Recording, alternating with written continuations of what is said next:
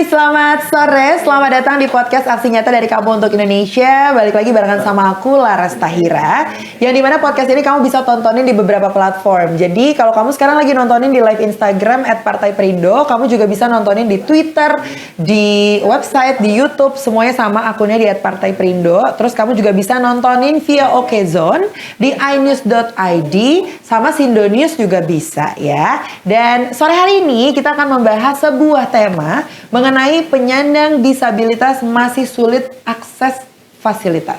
Dan untuk membahas hal tersebut sudah hadir, beliau ini adalah CEO dan mentor Octotouch, sudah ada Jingga Arsya Bidari. Hai. Selamat sore Jingga, my old friend. My old friend.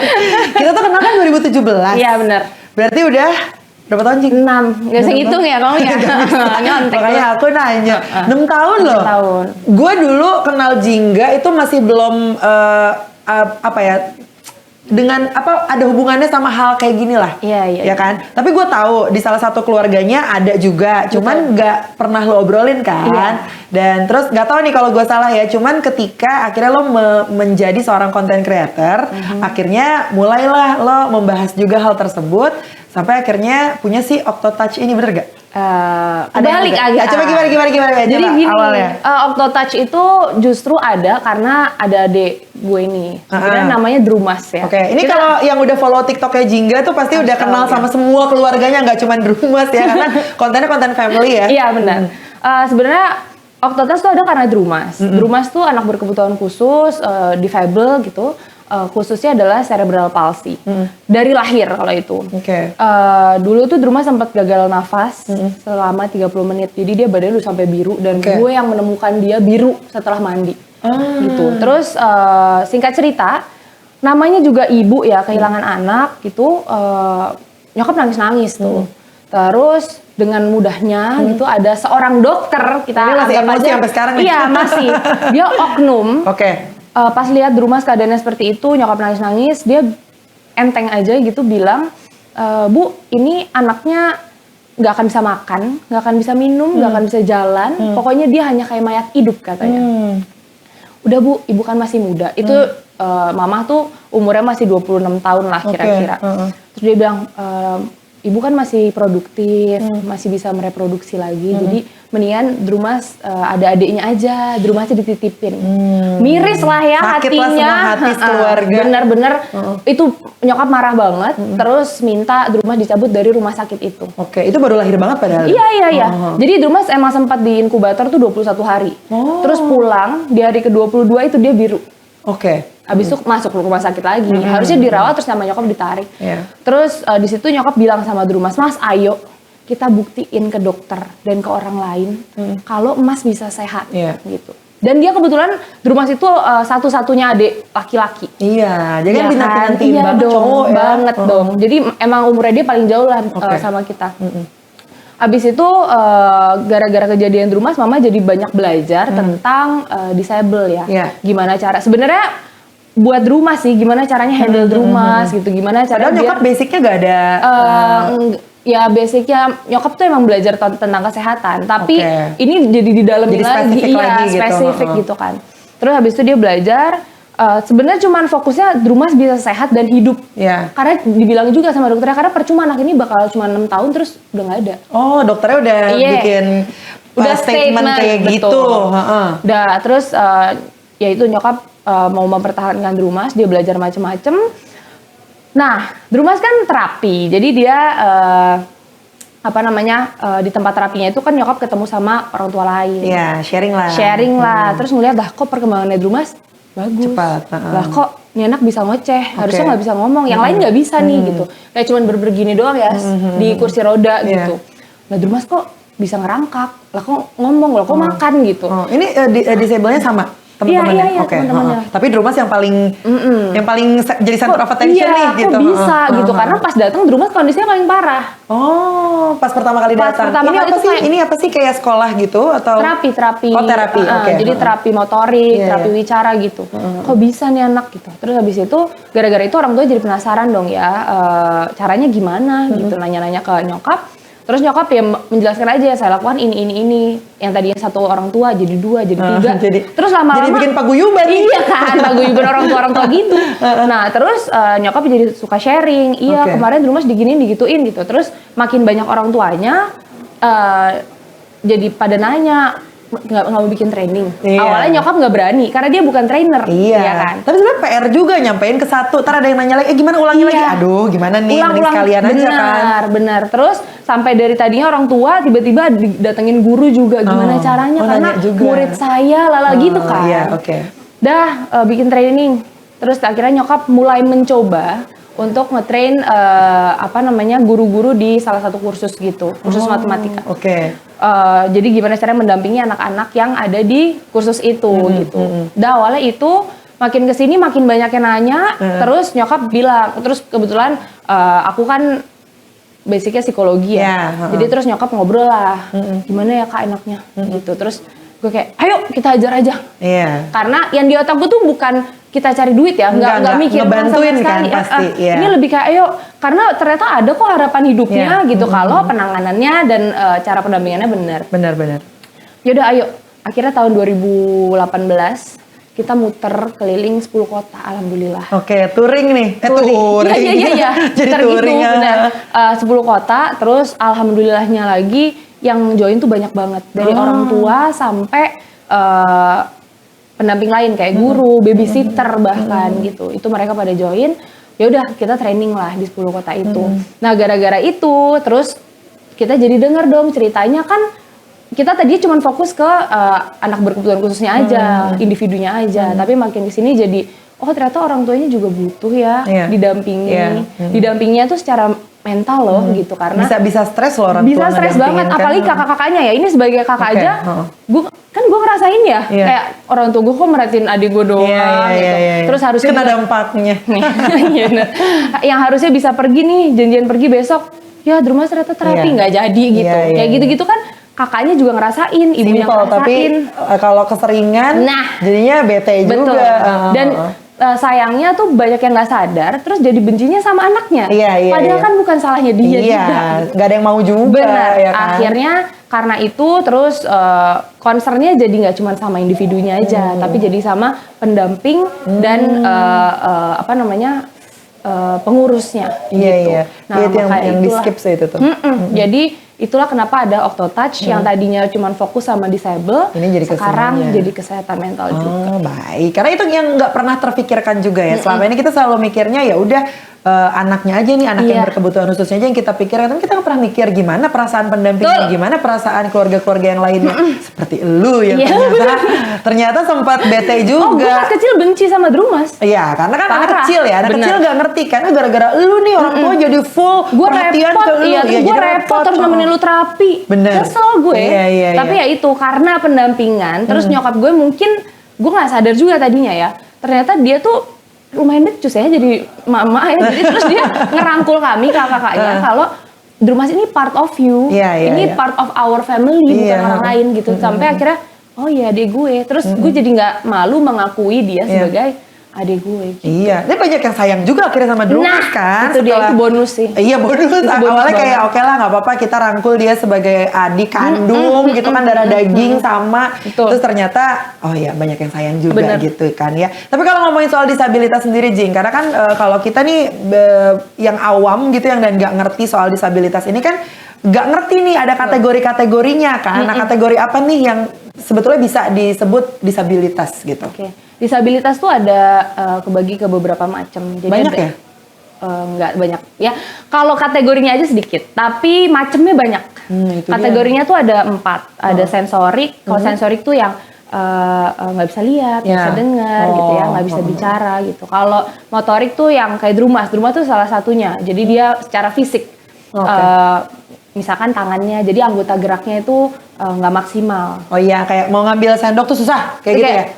Gitu, tremor, apa segala macam. Nah itu termasuk disabilitas fisik. Terus juga ada disabilitas intelektual. Kalau intelektual tuh kalau kita perhatiin ada individu yang mukanya sama semua. Oh itu intelektual? Itu salah satunya, ya. Itu intelektual. Jadi dia secara pemikiran tuh nggak sedewasa umurnya.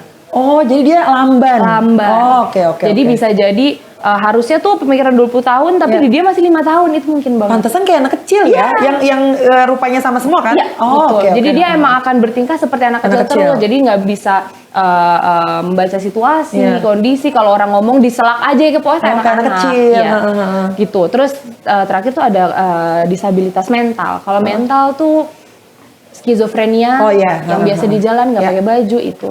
Terus mental lagi bipolar nih, zaman now kan gue kayak bipolar deh, nah kayak gitu. Itu disabilitas loh, jadi jangan asal ngejudge diri lo betul. bipolar ya, karena ternyata masuk disabilitas loh. Dan sebenarnya menurut gue ya, kalau punya disabilitas, kalau lo difabel itu nggak perlu malu, tapi juga bukan dibanggakan. Karena zaman sekarang itu kalau bipolar, gue bipolar ya kan, dengan bangganya, proudly present, dan nggak diobatin. Itu yang bikin suka sebel ya. Dan kalau gue sih lebih ke kenapa sih ngejudge, kenapa nggak langsung ke yang lebih ngerti, ke ahlinya gitu, kan? ke ahlinya aja. Lo beneran bipolar atau emang lo lagi caper aja gitu kan? Bener gak? Nah itu mungkin kok, makanya. Setuju, karena jangan sampai tingkah-tingkah kita yang kurang sesuai ya, itu dibilang ya karena gue kan bipolar gitu, jangan mengatasnamakan itu. Itu yang sering kali dilakukan sampai akhirnya orang tuh kesel sama disable. Nah itu jadi salah kaprah. Nah terus yang terakhir adalah disabilitas ganda. Kalau ganda ya bisa jadi dia udah tunarungu, tunanetra, kemudian dia nggak bisa jalan, nggak ada kaki. Nah itu ganda jadi campuran. Sama ini sih gue tuh penasaran, kalau yang tunarungu itu udah pasti tunawicara nggak sih? Secara logika gini, kita itu kan bergerak, bicara itu berdasarkan apa yang kita lihat dan kita dengar. Lihat deh, orang-orang yang tinggal di perkotaan sama yang di pedesaan, cara ngomongnya beda. Kenapa? Padahal kan sama-sama katanya sama, cuman cara ngomongnya beda. Karena kita belajar dari apa yang kita dengar. Jadi kan ini tuh mata itu menangkap sesuatu, tapi dia tidak mengeluarkan apapun kan, kecuali mata lu bersinar. Wah, ini ya boleh editor, nggak ada editor lagi di sini ya. Jadi mata itu kayak inputnya gitu loh. Telinga begitu pula telinga. Nah mulut itu yang keluar. Jadi mulut itu mengeluarkan apa yang kita tangkap dari mata dan telinga. Gitu. Jadi kalau logikanya kalau lo nggak bisa dengar, cara ngomongnya gimana? Betul. Oh gitu ya. Kirain karena memang disable-nya kayak gitu ya. Kamu baru tahu juga kan?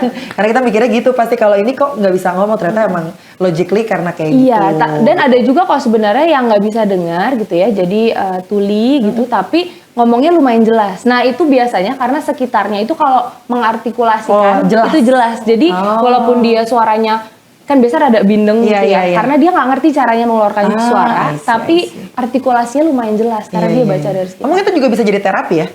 Iya benar. Tunarungu dan tunawicara. Benar. Jadi waktu itu juga pernah belajar tentang teman-teman tuli. Ternyata emang kalau ngomong sama teman tuli ini perhatian untuk kita semua ya, karena sekarang kan ojek online banyak, appreciate banget tuh. Banyak banget. Gue sempet dapat beberapa kali lagi. Ojek online itu kan setelah udah lumayan banyak yang mengizinkan mempekerjakan teman tuli ya. Jadi kalau ngomong sama mereka itu ngomongnya nggak apa-apa, kita ngomong kayak biasa aja kalau emang nggak bisa bahasa isyarat, tapi mulutnya jangan ketutup. Jadi kalau mau ngomong terima kasih. Iya betul. Terus dicolek aja, mereka tuh nggak apa-apa kalau kita ngomong terima kasih, itu mereka malah ngerasa dihargai banget. Bener. Gitu. Jadi jangan karena mereka tuli gitu terus kita malah gimana ya? Takut ya jangan takut gitu. Itu tapi itu refleks pertama loh. Iya kan? Refleks pertama yang awam tuh gimana nih, lo aja ngomong, gitu kan. Nah, padahal bayangin nggak, lo ketemu orang terus ada orang lain, si orang itu kayak lo jadi ngomong, perasaan lo apa? Iya pasti ya udah deh gimana. Iya kayak gue beda, gue nggak dianggap gitu. Nah jadi tapi sebenarnya nggak cuman ojek online aja, banyak banget ya sekarang Jing yang udah mempekerjakan teman-teman tuli gitu. Benar. Sama salah satu coffee shop tuh di Cipete, Sunyi ya kalau salah namanya. Gue pengen banget kesana belum. Iya, shout out buat coffee shop Sunyi di Cipete atau di mana gue lupa, daerah Jakarta Selatan. Starbucks juga, beberapa Starbucks tuh mempekerjakan teman tuli gitu. Jadi menurut gue sih makin kesini makin banyak orang yang appreciate ya sama teman-teman yang berkebutuhan khusus gitu. Dan satu lagi yang paling dipentingkan adalah ya yang sesuai dengan topik kita hari inilah, fasilitas untuk teman-teman yang difabel gitu. Meskipun emang kalau kita jalan-jalan di sekitaran Jakarta emang udah banyak banget kok tempat-tempat yang sudah menyediakan fasilitas untuk disabilitas gitu ya. Kalau di mall nggak usah ditanya, hampir semua mall sekarang udah ada kamar mandi khusus penyandang disabilitas. Angkutan umum juga banyak. MRT, KRL, Transjakarta, semuanya ada. Tapi memang belum merata gitu loh. Yang seperti kita tahu kan kayaknya teman-teman disabilitas ini juga ada di mana-mana gitu loh, dan tidak menutup kemungkinan daerah kamu yang belum ada fasilitas untuk teman-teman disabilitas tuh ada juga loh teman-teman difabel yang masih merasa kurang nih fasilitasnya. Menurut lo kenapa, Jing? Sesimpel karena awareness-nya kurang ya sama anak berkebutuhan khusus dan difabel itu. Gini, gue aja secara individu mungkin gue nggak akan semerangkul ini kalau gue nggak punya adik kayak gitu ya. Gue nggak kenal. Nah makanya kenapa tadi pas kita sebut ojek online, terus ada beberapa kafe yang udah ada gitu ya, itu gue langsung bilang iya gue appreciate banget karena satu-satunya cara yang bisa bikin kita mikirin mereka adalah kalau mereka ada di sekitar kita. Bener, kita ngerasain sendiri. Kita ngerasain sendiri, oh mereka tuh khususnya ini ya. Oh ngelihat mereka naik tangga aja kayak gitu, kita jadi tahu oh nggak bisa naik tangga ya, harus dipakein ramp ya, harus. Nah gara-gara itu. Nah sayangnya kalau di kota besar mungkin fasilitasnya sudah lumayan banyak dan sudah lumayan baik. Kenapa lumayan nanti gue jelaskan. Tapi kalau di pedesaan itu kenapa kurang, karena dari merekanya sendiri itu membedakan anak-anak berkebutuhan khusus dan individu yang difabel. Membedakan gimana nih? Banyak banget yang menganggap, ini kan kemarin ya pas gue muter ke 10 kota itu aja deh. Oh ya. Mereka tuh udah nganggep ya, ini anak-anak gak bisa diapa-apain, taruh di rumah aja. Kurang pengetahuannya berarti. Iya, bahkan juga suka dibilang itu tuh karena diazab tuh orang tuanya salah ini, salah itu. Balik lagi Indonesian. Jadi mitos-mitos itu tuh masih beredar, sehingga ya mereka gimana cara memperhatikannya, orang si anak ini aja dibilang azab, kutukan. Udah give up. Nah itu makanya kenapa sebenarnya perlu adanya bukan pelatihan ya, sosialisasi. Iya, sosialisasi tentang mereka nih manusia aja, sama lo punya kekurangan. Nah kebetulan mereka kekurangan bisa dilihat. Udah beda kita itu, gitu. Terus mereka mungkin kita gampang gerak, mereka susah bergerak. Yang gitu-gitu tuh perlu disosialisasikan lebih banyak lagi ya menurut gue. Ini kan kuncinya adalah awareness ya, awareness orang-orang gitu. Betul, sosialisasi adalah salah satu cara untuk bisa bikin awareness orang-orang tentang kalau penyandang disabilitas ini juga sama aja kok kayak kita, justru jangan dijauhin dan segala macamnya gitu. Oh dan ini,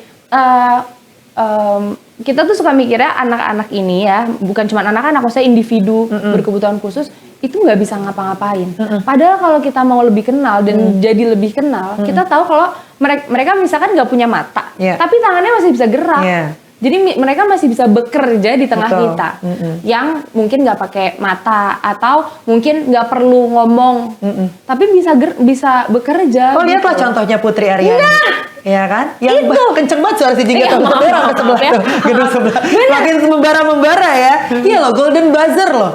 Yang tubuhnya lengkapnya belum tentu kita bisa dapat golden buzzer, tapi dia aja bisa membanggakan. Jadi memang gini sih sebenarnya ya, kalau gue mikirnya adalah kita balik lagi ya ke orang-orang yang awam nih, yang masih belum aware dengan teman-teman difabel gitu. Once kita ketemu sama orang-orang seperti itu, pasti kan yang di otak kita nih banyak nih. Sesimpel ketemu sama abang ojek online yang tuli gitu ya, teman tuli. Terus kita pas nyamperin mau ngomong takut, kita mundur. Belum lagi kalau kita sering ngelihat mungkin aksi-aksi mereka yang memang di luar kontrol dan segala macam ya. Karena mereka nggak diperhatiin dari awalnya. Kalau dari awal mereka udah diperhatiin, udah dikasih terapi yang baik, udah ikutan bareng sama Octotouch gitu kan, pasti kan masih bisa terkontrol gitu loh, dan akhirnya bisa berada di lingkungan kita sendiri. Karena gitu merekanya sendiri frustrasi banget. Dalamnya aslinya. Dalamnya. Jadi kenapa mereka ngamuk? Karena lu bayangin deh, kita patah hati nih. Terus kita cuma pengen bilang, aku kangen sama kamu gitu. Tapi abis itu kita nggak berani ngomong. Akhirnya kita marah-marah doang. Sama, mereka tuh punya pengen, mereka punya kebutuhan. Tapi terus cara ngomongnya gimana ya biar lingkungan gue ini tahu gue butuhnya apa. Nah terus karena frustrasi akhirnya yang mereka lakukan adalah ngamuk. Gitu. Itu yang ketahan banget. Iya, jadi nggak ngerti. Jadi dia ngomong sama orang tua yang nggak paham, ngomong sama lingkungannya apalagi. Terus mereka ngerasa dijauhin. Jadi tertekan secara mental, akhirnya keluarnya yang ngamuk. Gitu. Iya, oke. Dan kalau balik lagi nih soal ngebahas si fasilitas tadi ya, yang emang iya sih bener, gue jadi baru kepikiran ya kalau ternyata si fasilitas disable yang paling lengkap itu memang bisa kita temukan cuman di kota besar. Kalau kita jalan lagi ke pedalaman, ke daerah dan segala macam itu malah nggak ada, ya kan? Apalagi kalau ke kampung-kampung gitu kan nggak ada sama sekali. Karena ya memang itu balik lagi ya, aduh susah banget emang kalau udah ngomongin ya itu mitos segala macam, itu diazab, kutukan dan yang lain-lain, memang butuh wawasan juga ya yang perlu disosialisasikan gitu. Terus Kalau ngomongin soal kitanya nih sebagai masyarakat, apalagi misalnya ada orang yang memang seperti lo, emang ada di circle terdekat gitu. Ada orang yang emang nggak ada sama sekali di keluarga, makanya dia awam. Kalau kita kan bisanya yang ngebantuinnya sosialisasi, apalagi sekarang media sosial bisa ngelakuin apa aja, lo bisa nge-share apa aja yang baik gitu ya. Pemerintahnya yang harus terus mendukung, saran lo sebagai orang yang berkecimpung di dalamnya dan menyuarakan ini supaya tetap dianggap setara dengan kita gitu. Yang lo harapkan dari pemerintah apa, Jing? Izinkan anak-anak ini kalau yang udah besar ya, sekitar kita yang udah usia produktif gitu, izinkan mereka mencoba dan mengeksplor kemampuan yang mereka punya. Nah, tapi untuk bisa mengeksplor sebenarnya kan perlu bimbingan dari kecilnya nih ya. Nah, itu makanya gue pengen banget, kenapa gue memasukkan Drumas di konten ini, gue suka sedih ya. Orang suka bilang, ini adiknya dikontenin. Ini bukan sekadar dikontenin coy. Gue pengen orang lain tahu kalau punya adik seperti ini itu hal yang membanggakan. Lo bisa melakukan apapun dengan adik lo ini gitu.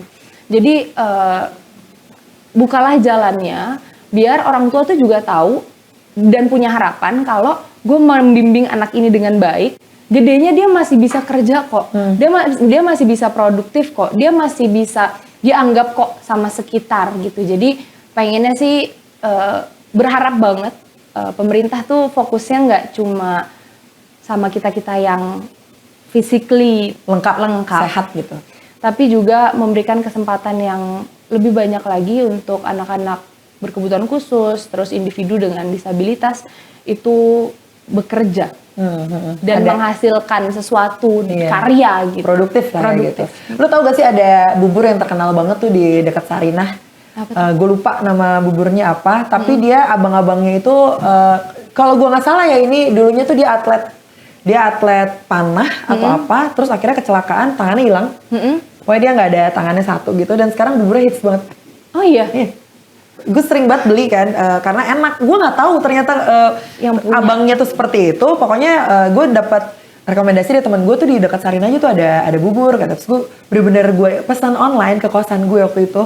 Terus pas gue makan, oh iya enak nih, gue suka. Terus besoknya gue pesan lagi sampai akhirnya muncullah di berita gitu, naik beritanya kalau si abangnya tuh mantan atlet yang tangannya udah nggak ada lah. Dia berarti ngeladangin buburnya pakai satu tangan dan itu bisa works, bisa gede loh usahanya dia gitu. Itu dia sebenarnya yang kenapa tadi gue bilang pemerintah lebih aware yuk sama teman-teman di teman-teman difabel dengan memberikan kesempatan pekerjaan gitu. Karena biasanya orang tua itu udah patah semangat karena dia nggak tahu anaknya bakal jadi apa, bakal kerja apa gitu. Nah, dengan kita memberikan lapangan pekerjaannya, nih boleh loh sekarang bisa kerja ini, anak difabel tuh bisa berkarya ini, bisa buat ini itu.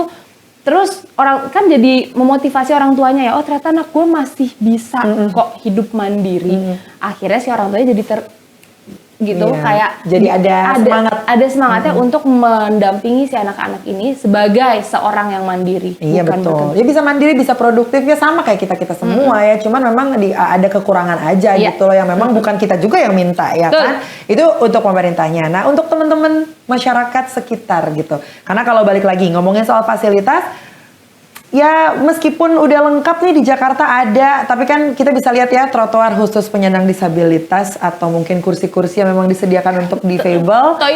Toiletnya dipakai sembarangan gitu ya. Gara-gara nggak mau ngantri masuk ke toilet difabel, ya nggak boleh gitu juga sebenarnya ya. Sumpah gue nggak pernah lo nyerobot sampai masuk ke toilet difabel. Wah itu gue sering banget sih itu terjadi di dulu. Lu yang nyerobot maksudnya? Bukan dong. Gue bisa dipecut sama gue kalau kayak gitu. Ngeliat ada orang yang tiba-tiba masuk. Ini udah parah. Ini gue udah ngantri ya di depan toilet tuh, gue udah ngantri, tiba-tiba kan penuh nih, ya udah tapi kan gue ngantrinya yang di dalam aja keluar, dia keluar lengkap, nggak ada kurang sesuatu apapun gitu, gue udah masuk, terus tiba-tiba ada ibu-ibu, seret masuk, hah? Mau marah juga sampai, gila nih ya, gue tuh di depan kamar mandi itu yang pertama, terus yang kedua lift, ini kenapa gue bilang lumayan, oke. Karena kan disediakan lift memang di berbagai mall ya. Iya. Angkutan umum juga ya? Angkutan umum juga. Walaupun ada satu mall yang sampai sekarang belum ada dan adik gue kalau ke mall itu harus lewat remnya ini barang. Daerah mana? Jakarta Selatan, sayangnya. Deket banget sama rumah gue. Dari rumah lo? Oke, gue tahu. Oke. Terus pas gue ngomong sama satpamnya, Pak ini nggak ada apa gitu yang buat naik? Ya ada dia di lift barang, Mbak. Ya Ya sedih banget. Hah? Oh lift tapi ini sih yang buat jadi Iya, bahkan gue nggak naik loading, lift, buat loading. dan itu tuh ini banget ya terjal. Iya. Jadi tuh mungkin banget rumah mundur. Nah yang kayak gitu-gitu lah itu sangat disayangkan. Tapi ada juga kok udah banyak lah sekarang mall Banyak yang fasilitasnya udah ada tuh kayak lift. Sayangnya lagi-lagi nih karena awarenessnya masyarakat itu kurang. Mereka tuh nggak tahu kalau lift itu yuk siapa yang diduluin. Iya. Jadi gue udah ngantri di depan liftnya. Udah ngantri ini gue udah ngantri duluan dan gak ada orang yang ngantri ya selain Tiba-tiba keluarga gue. nyerobot. Terus tiba-tiba pas liftnya kebuka, ting udah hampir penuh tinggal muat Satu lah. Mas doang sama satu pendamping lah. Udah mau gini diserobot, kira-kira gitu kan, hah? Terus satpamnya bilang, Pak itu ada yang disable pakai kursi roda. Ya ini soalnya saya buru-buru, dia bener-bener gak mau keluar. Yang lain nggak ada yang protes? Nengok-nengok gini karena yang lain tuh bawa bayi ya, kan bawa stroller juga. Iya, cuma kalau gue ada di situ sih fix banget. Gue naik juga, Pak ikut Pak. Enggak dong. Ya pasti di Gitu. inilah. Gue sekarang udah mulai berani ini orang loh. Ngomong ya? Ngomong udah berani. Nah, itu- nyerobot antrean kan banyak banget tuh. Bener, makin kesini sih kita maksudnya sekeluarga jadi lebih berani speak up untuk ngebelain Ya, ya. mending Maksudnya gitu. kita kan kebetulan keluarga gue banyak banget ya yang Banyak tahu banget. ya kan. Jadi setiap ke mall tuh minimal kita berdelapan. Iya, banyak Kalau banget. emang liftnya penuh sama orang-orang itu akhirnya yaudah di rumah saja masuk kita naik eskalator gitu. Jadi ya udah biar aja yang penting di rumah saya bisa naik dengan selamat. Kitanya kan bisa jalan gitu. Jadi ya udah. Berarti emang literasi ke masyarakatnya yang kurang ya? Sangat menurut gue Kurang sangat. gitu. Jadi apa nih kalau menurut lo literasi untuk masyarakatnya itu sendiri supaya mereka itu ya lebih aware aja lah gitu sama teman-teman difabel ini? Gini sih. Gue mungkin ngomong fokus ke anak-anak seumuran kita. Iya, dan sekaligus pesan-pesan deh buat generasi ya, Iya, seangkatan iya. kita lah. Gini. Besti-besti dan brodi-brodiku. Iya. Milenial dan juga Gen Z sekaligus generasi strawberry gitu. Semuanya. Anak disabilitas, individu yang berkebutuhan khusus itu nyata adanya di tengah kita semua. Mereka tuh juga manusia. Mereka punya kebutuhan yang sama kita. Pengen dihargai, pengen dianggap. Nah, mereka juga pengen dilihat keberadaannya. Untuk teman-teman, kalau kita nih belum bisa kasih kebutuhannya, belum bisa bantu secara tenaga maupun materi, paling enggak jangan ambil haknya yang udah terbatas banget, yang geraknya tuh nggak sebebas kita gini. Jadi tolong fasilitas itu biarkan untuk mereka, karena kita bisa mendahulukan mereka, cuman kalau kita mau. Yes, itu dia ya. Dan tentunya juga berkaitan dengan Partai Perindo ya, yang mempunyai campaign aksi nyata yang juga ini relate dengan movement yang dijalankan Partai Perindo. Produktif, solutif, modern, bersih berintegritas, peduli dan juga turun tangan untuk Indonesia sejahtera. Dan kalau Sobat Aksi Nyata pengen gabung bersama Partai Perindo, kamu boleh langsung aja masuk ke website yang ada di bawah sini di www.partaiperindo.com. Atau jangan lupa di-download aplikasi Partai Perindo dengan cara scan barcode yang tersedia di sini. Oke, Jik, thank you banget udah Thank you mampir banget, di podcast Aksi Ayas. Nyata. Thank you, Semoga ini Perindo. bisa menambahkan awareness ya buat Sobat Aksi Amin. Nyata Amin, yang amin, nontonin obrolan gue sama Jingga. Karena ini menurut gue penting banget sih, jadi salah satu yang penting yang harus kita jadikan awareness yang luar biasa. Karena orang lain aja bisa, masa kita enggak gitu ya. Masa kita yang nanti bakal disorakin sama orang kalau kitanya memperlakukan orang-orang disable seenaknya, Seenaknya, ya benar. kan? Dan tentunya terima kasih juga untuk Partai Perindo yang selalu bergerak dengan aksi nyata. Semoga Partai Perindo semakin sukses dan juga maju terus untuk Indonesia sejahtera. Salam aksi nyata dari kamu untuk Indonesia. Laras Tera pamit dulu. Kita ketemuan di episode selanjutnya. Dadah! Marilah seluruh rakyat Indonesia, arahkan pandanganmu ke depan.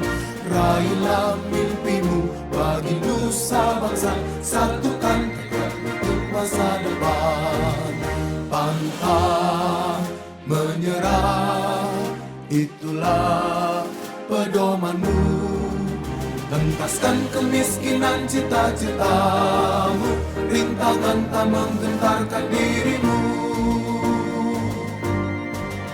Indonesia maju, sejahtera tujuanmu, nyalakan api semangat perjuangan. Dengunkan gema, nyatakan persatuan oleh Perindo.